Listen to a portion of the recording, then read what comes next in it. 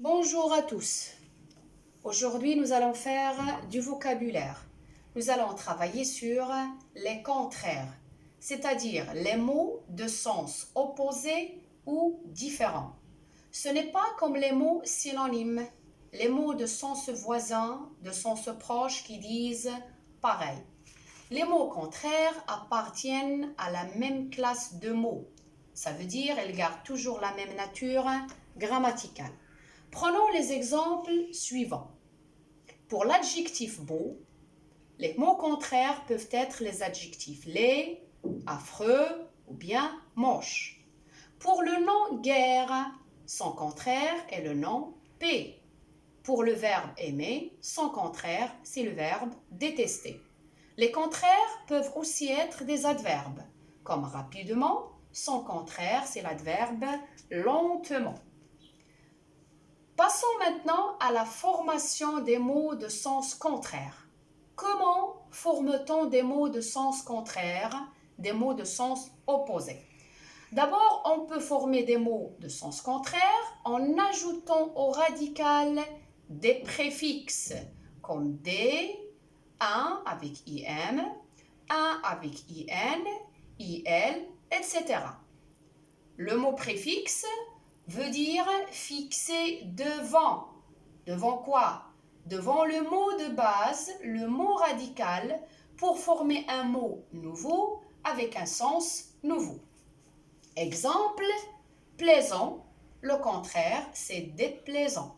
On a ajouté le préfixe dé pour former le contraire.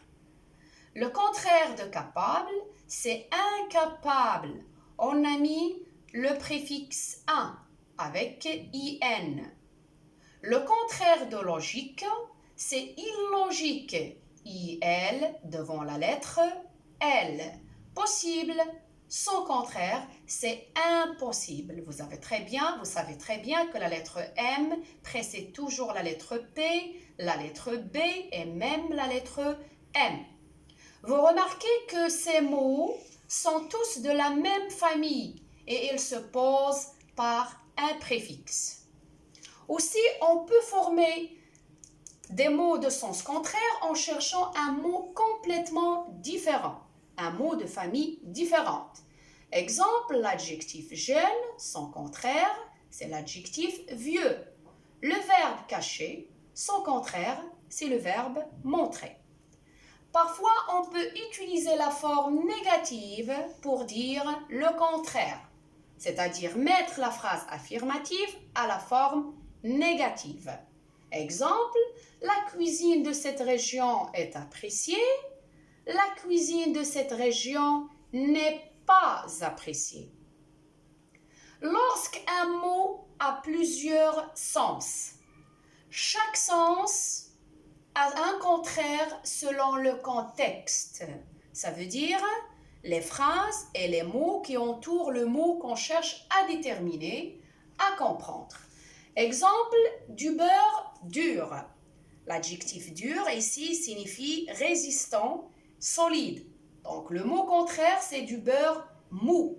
Ça veut dire souple, qui cède facilement au toucher. Le deuxième sens de l'adjectif dur, un regard dur, ça veut dire un regard cruel, un regard sévère. Le contraire, un regard doux, ça veut dire un regard tendre. Vous voyez que l'adjectif dur a plusieurs sens et chaque sens a un contraire selon le contexte. Récapitulons la leçon d'aujourd'hui. Les contraires sont des mots de même nature grammaticale qui se posent par leur sens. Les contraires peuvent être des adjectifs, des noms, des verbes et même des adverbes. Ils peuvent être de la même famille et s'opposer par un préfixe comme des, im, in, il, etc. Les contraires peuvent être aussi de familles différentes. Parfois, on peut utiliser la forme négative pour dire le contraire. Un mot peut avoir plusieurs sens et chaque sens à un contraire selon le contexte. Merci chers enfants d'avoir suivi et à la prochaine vidéo.